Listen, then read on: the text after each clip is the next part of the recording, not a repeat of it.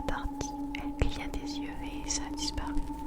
Donc elle remettait le bébé dans son berceau et retourna regarder son film. 15 minutes plus tard, le bébé repleurait de nouveau. Le bébé repleurait de nouveau. Alors elle remonta. Le bébé n'avait rien de spécial, il allait bien. Après 5 minutes de réconfort.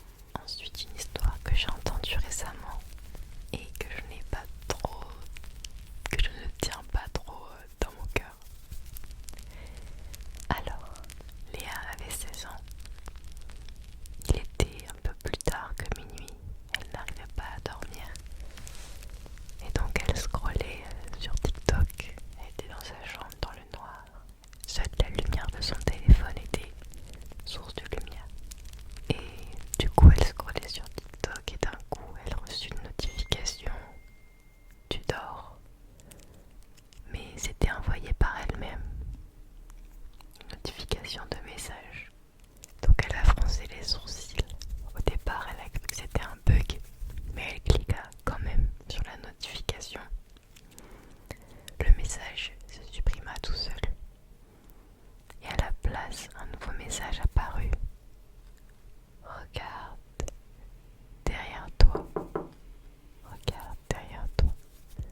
Elle décida de se retourner très lentement, le cœur battant de mille feux.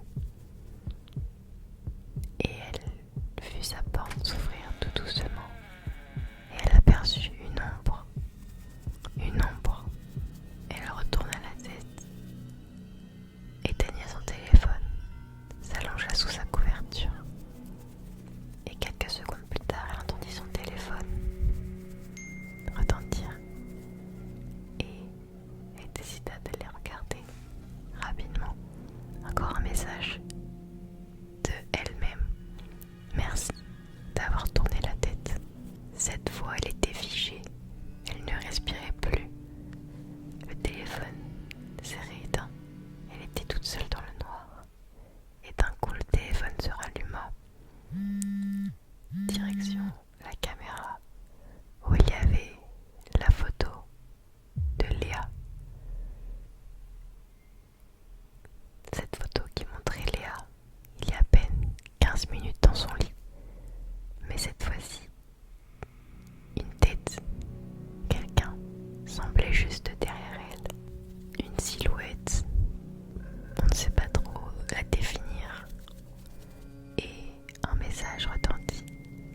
Tu n'aurais jamais dû me voir. Léa a hurlé, a jeté son téléphone au sol.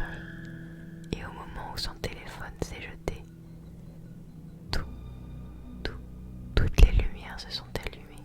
Toutes les lumières se sont allumées.